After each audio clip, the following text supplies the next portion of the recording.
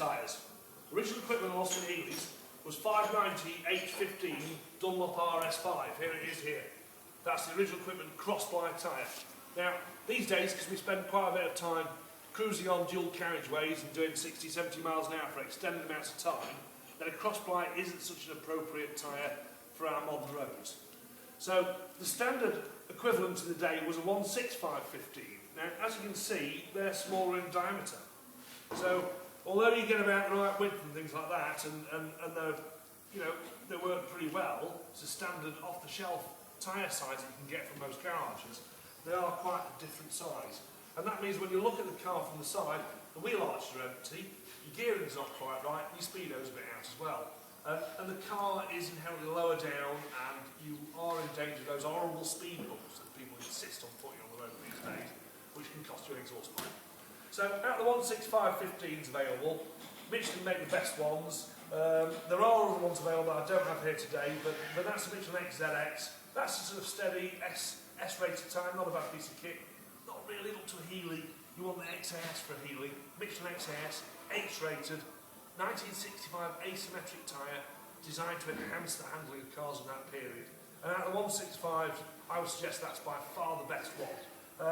There are other ones. This one's a Toyo, which is a pretty good value tyre, but not really up to it like that is. A period tyre will suit the car more. The carcass structure of something like that is very different to something like that. They're built for different jobs. Now, a lot of people want to fit more modern rubber on there. And a 185/70/15 is about the same diameter as a 165/15. And here's your 185/70/15 choice over here.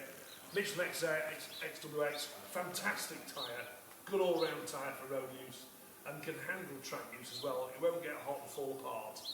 Vredestein, not my favourite tyre, I've got to say. Avon Turbo, Avon CR6NZ. If you're going on the track, that's the one. A lot of people use these for rallying. I'm not sure it's the right thing to do, because I don't think you want lower tyres for rallying.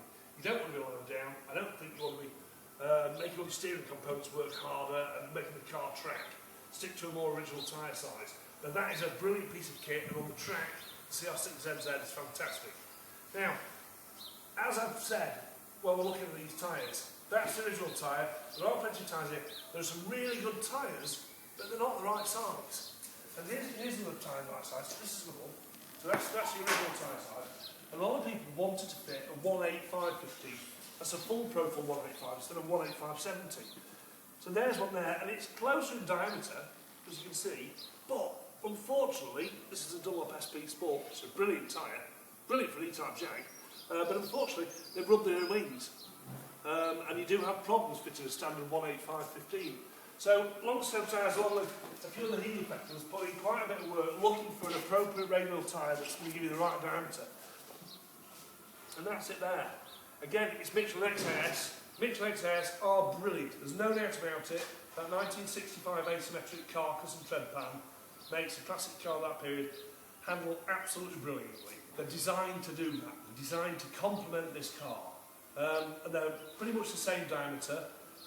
In that you don't get a massively fat footprint, the car won't track. It'll handle extremely nicely on these tyres. We've sold loads of these to Healey's. Everybody who puts them on thinks they're absolutely brilliant. I've had one of the Dougal V8 Saloon, and I know full well that if you want a tyre for road use, that's just superb. Any more details, longstone.com or 01302 71123.